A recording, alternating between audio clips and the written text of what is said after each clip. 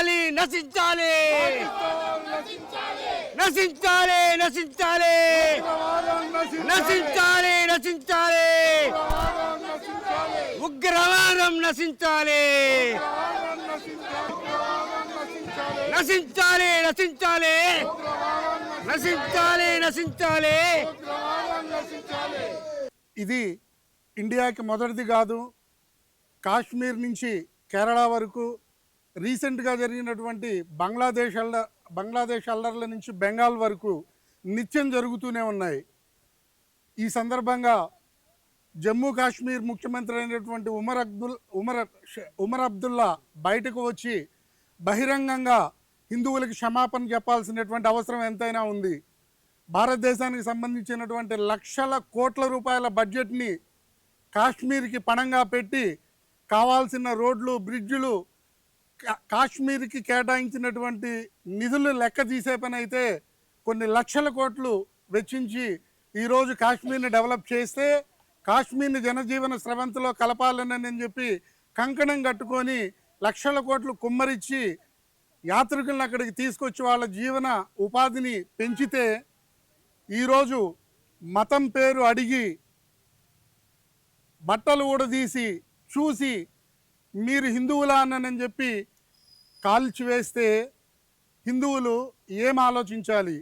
మనందరం ఏం చేయాలి? మెజారిటీ హిందువులు ఉన్నటువంటి దేశంలో హిందువులకి మెజారిటీ లేకపోతే బాధ ఎవరికి చెప్పాలి? అధికారంలో ఉన్నటువంటి రాజకీయ పార్టీలు అది ఇది అని కాదు, ఓటు బ్యాంక్ పోతుందేమో, జరిగిన దమనకాండని ఖండిస్తే వాళ్ళ మనోభావాలు దెబ్బతిని వాళ్ళ ఓట్లు పోతాయి అని భయంతో వాళ్ళు ఉన్నారు అనంటే మన హిందువులు మనం కూడా సిగ్గుతో తలంచుకోవాలి. మనం ఏం చేయాలి? ఇప్పుడు 80 మంది ఉన్నటువంటి హిందువులు ఓట్లు వేసే రోజున అందరూ కిందకి దిగి హిందువుల్ని కాపాడే పార్టీలు ఏమున్నాయని ఎంచుకొని ఓటు వేసే పని అయితే రాజకీయ నాయకులు కూడా భయపడతారు, ఖండించకుండా ఉండటానికి భయపడతారు. ప్రజల్లో జాగృతమయ్యారు, అన్నీ గమనిస్తున్నారు.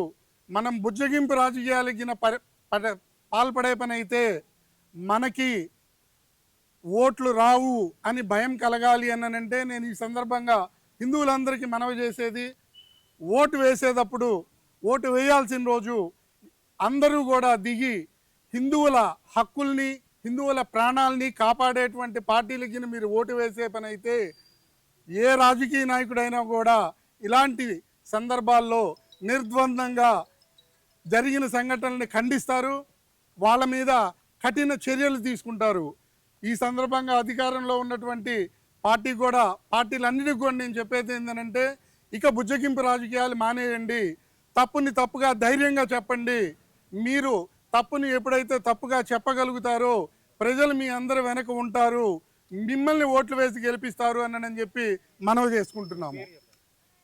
ఈ సందర్భంగా ఎలైట్ పీపుల్ ఉండేటువంటి లోటస్ ల్యాండ్ మార్క్లో కెలామిటీ జరిగినటువంటి ప్రతిసారి కూడా మేమందరం దిగి నిరసన వ్యక్తం చేసేటువంటి ఎలైట్ పీపుల్ ఉండే కాలనీ అండి.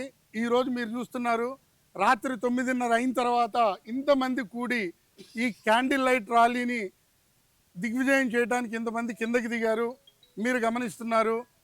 జై Hind. Lotus land mark resident welfare association sector 234 అండి. నా పేరు చంద్రమోహన్. Thank you. కాశ్మీర్లో జరిగినటువంటి ఇలాంటి అఘాయిత్యాలు ఇంకెప్పుడు జరగకూడదని చెప్పని సెంట్రల్లో అయినా స్టేట్లో అయినా పార్టీలకు అతీతంగా హిందువులో భారతీయులు కూడా, ఎందుకంటే భారతీయులకి అటు ముస్లిమ్స్ని కానీ, ఇటు క్రిస్టియన్స్ని కానీ, అటు సిక్కులు కానీ, జైన్లు కానీ అందరినీ కలుపుకుంటూ వెళ్ళే ప్రదేశం మన భారతదేశం. ఇలాంటి దేశంలో ఇలాంటి అఘాయిత్యం జరగడం చాలా బాధాకరం. ఇవాళ హిందువులకి జరగచ్చు, రేపొద్దున ఇంకొకరికి జరగచ్చు. కాబట్టి మన దేశంలో హిందువులకి భద్రత కలవాలని చెప్పని ఏ రాజకీయ పార్టీ అయితే హిందువులకి మద్దతుగా పలికిద్దో, ఈ రోజున అన్ని రాజకీయ పార్టీలు, కొన్ని రాజకీయ పార్టీలు రావట్లేదు, అవి కూడా బయటకు వచ్చి ధైర్యంగా మాట్లాడాలని చెప్పని Vijayawada lotus land mark association తరఫున నా పేరు మురళీకృష్ణ, మేమంతా కూడా దీన్ని డిమాండ్ చేస్తున్నాము. ఇంకొకసారి ఇటువంటి తప్పు జరగకుండా అన్ని పార్టీలు ఏకతాటి మీదుగా ఉండి హిందువులకి ధైర్యం చెప్పాలని, హిందువులకి తోడుగా ఉండాలని చెప్పి మేము కోరుకుంటున్నాం. నేను ఖండించడానికి మా వాళ్ళంతా వచ్చి నిలబడ్డారు.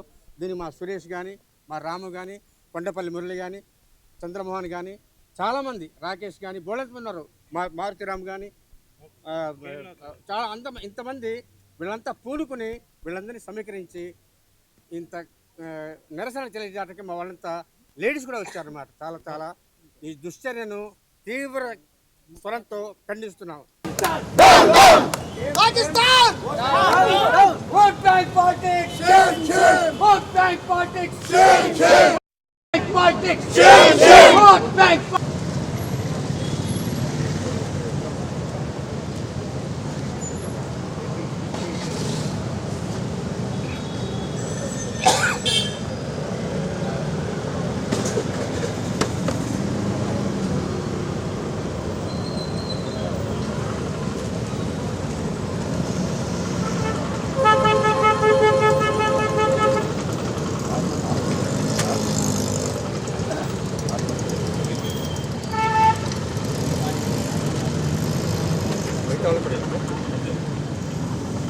Okay uncle